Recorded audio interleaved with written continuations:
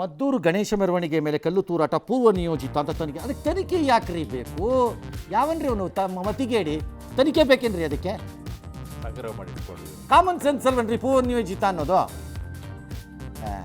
ತನಿಖೆ ಬೇರೆ ಕೇಡು. CM ಸಿದ್ದರಾಮಯ್ಯ ವಿರುದ್ಧ ಮೂಡಾ ಸೈಟ್ ಹಂಚಿಕೆ ಪ್ರಕರಣದಲ್ಲಿ ಎಲ್ಲ ಮನವಿಗಳ ಸಂಬಂಧ ಜನಪ್ರತಿನಿಧಿ ವಿಶೇಷ ನ್ಯಾಯ ಆದೇಶ ಕೊಡುತ್ತಂತೆ. ಬಿ ರಿಪೋರ್ಟನ್ನು ಪ್ರಶ್ನಿಸಿದ್ದಾರೆ. ಏನಾಗತ್ತೆ ನೋಡೋಣ. ಯಾವ ಕ್ಷಣದಲ್ಲಾದರೂ ಸಚಿವ ಸಂಪುಟ ವಿಸ್ತರಣೆ ಆಗ್ಬೋದು, ನಾಗೇಂದ್ರ ಮತ್ತೆ ಸಚಿವರಾಗ್ತಾರೆ ಅಂತ ಜಮೀರ್ ಹೇಳಿದ್ದಾರೆ. ಹೌದಾ? ಇದು ಹೈಕಮಾಂಡ್ ಲೆವೆಲ್ಲ ಜಮೀರು. ಪೋಸ್ಟ್ ಚೇಂಜ್ ನೆಕ್ಸ್ಟ್ ಅವ್ರನ್ನೇ CM ಮಾಡಬೇಕಂತಾರೆ. ಮಾಡಬೇಕಾಗತ್ತೆ. ಅಥವಾ KPCC ಅಧ್ಯಕ್ಷರು ಮಾಡ್ಬೋದು. ಮಾದಾವರದಿಂದ ತುಮಕೂರಿಗೆ ವಿಸ್ತರಣೆ ಆಗುತ್ತಾ ಗ್ರೀನ್ ಲೈನ್ ಅಂತ ಚರ್ಚೆ. DPR ಮಾಡಬೇಕು ಅಂತಿದ್ದಾರೆ, ನೋಡೋಣ ಅಂತ. ನನ್ನ ಪ್ರಕಾರ ಅದನ್ನು ಪಿಲ್ಲರ್ ಹಾಕಿ ಕಟ್ಟಲೇಬಾರ್ದು, ಕೆಳಗೆ ಇಳಿಸ್ಬಿಟ್ಟು ಗ್ರೌಂಡ್ ಲೆವೆಲಲ್ಲೇ ಜಾಗ ಇದೆ ಬೇಕಾದಷ್ಟು. ನೆಲಮಂಗಲದಿಂದ ತುಮಕೂರುವರೆಗೆ ನೆಲದ ಮೇಲೆ ತೊಗೊಂಡು ತಗೊಬಿಡ್ಬೇಕು. ಕಾಸ್ಟು ಕಡಿಮೆ ಆಗುತ್ತೆ, ವರ್ಕು ಬೇಗ ಆಗುತ್ತೆ. ಎರಡು ಕಡೆ ಗೋಡೆ ಹಾಕ್ಬಿಟ್ರೆ ಆಯ್ತಪ್ಪ, ಯಾರು ಹೋಗದೆ ಇರೋಂಗೆ. ಅದನ್ನ ಯಾಕೆ ಅದನ್ನು ಪಿಲ್ಲರೇ ಹಾಕಬೇಕು?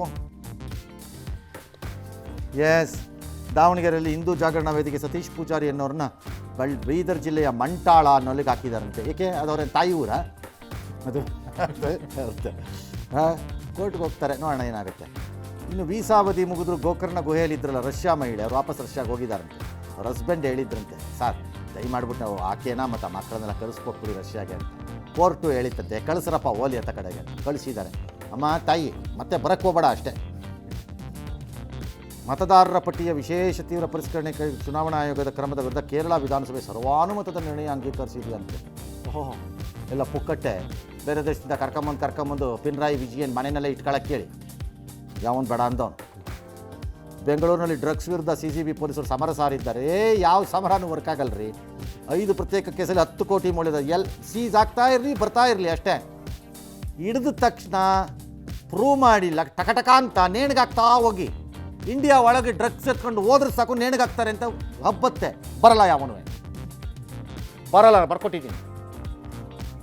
ಮುದ್ದು ಮಾಡಿದ್ರೆ ಅಷ್ಟೇ. ಜನರಲ್ಲಿ ಭೀತಿ ಹುಟ್ಟಿಸಿರುವ ಆರೋಪದಲ್ಲಿ ಭಾರತದಲ್ಲೂ ಬೇಕಾಗಿರುವಂಥ ಲಾರೆನ್ಸ್ ಬಿಷ್ಣೋಯ್ ಗ್ಯಾಂಗನ್ನು ಕೆನಡಾ ದೇಶ ಭಯೋತ್ಪಾದಕರ ಪಟ್ಟಿಗೆ ಸೇರಿಸ್ಬಿಟ್ಟಿದೆಯಂತೆ. ಇದು ಹಿಂಸಾ ಚಟುವಟಿಕೆ, ಭಯೋತ್ಪಾದನೆಗೆ ಕೆನಡಾದಲ್ಲಿ ಜಾಗ ಇಲ್ಲ. ಯಾವ ಲಡಕಾಸಿ ಗವರ್ನಮೆಂಟ್ ರೀ ಅದು. ಅಲ್ಲಿ ಆ ಸಿಕ್ಕರ್ದು ಗಲಾಟೆನಲ್ಲಿ ದಿನ ಬೆಳಗಾರೆ ಹಿಂಸಾಚಾರನೇ. ಅವರಲ್ವಾ? ಹೌದು. ಕನ್ನಡದ ರಂಗಭೂಮಿ ನಟ ಯಶವಂತ ಸರದೇಶ್ ಪಾಂಡೆ 60 ವರ್ಷ ಹೃದಯಾಘಾತದಿಂದ ನಿಧನರಾಗಿದ್ದಾರೆ. ನಟ, ನಿರ್ದೇಶಕ, ನಾಟಕಕಾರ. ಕರ್ನಾಟಕದಲ್ಲಿ ಬಹಳ ಫೇಮಸ್ ಆಗಿದ್ರು ನಿಜ. ಹುಬ್ಬಳ್ಳಿ ನಾಳೆ ಅಂತ್ಯಕ್ರಿಯೆ.